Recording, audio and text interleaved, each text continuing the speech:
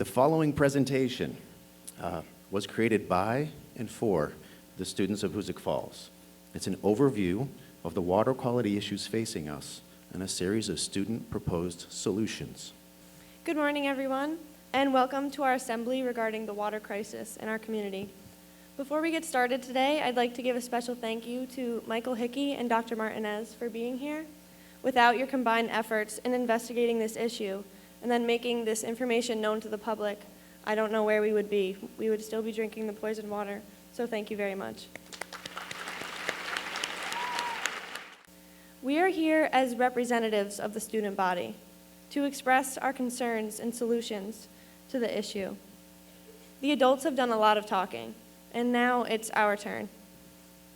Today we are going to discuss and review the water crisis, present our solutions to the leaders responsible for our well-being, and take questions from you, the students. Ultimately, we are here to justify and make clear the need for a new water source for the town, the village, and Hoosick Falls Central Schools. This is not just a desirable solution. It is quite simply the only acceptable one. PFOA is a man-made chemical that is toxic and persistent in the environment. The Environmental Protection Agency recently declared PFOA as an emerging contaminant, the health risks of which have not yet been fully determined.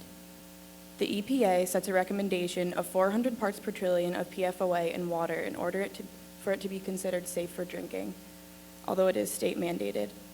New York recently lowered its recommendation from 400 parts per trillion to 100 parts per trillion. At the McCaffrey Street plant in Hoosick Falls, levels of PFOA in the water were reported as high as 18,000 parts per trillion. The area exists over an unknown number of aquifers from which wells draw their water.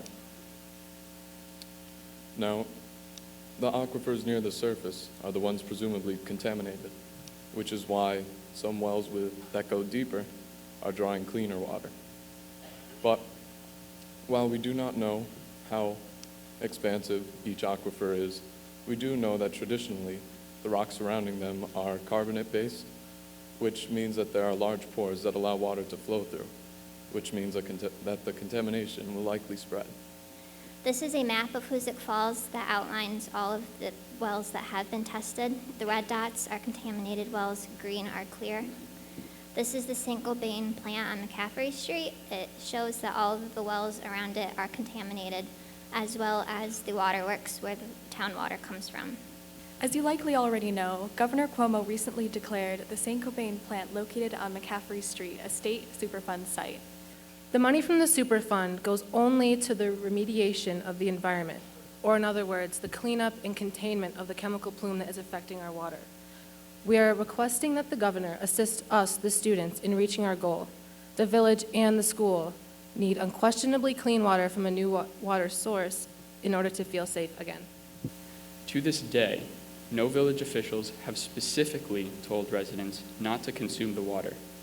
And to this day, there has been no long-term solution offered.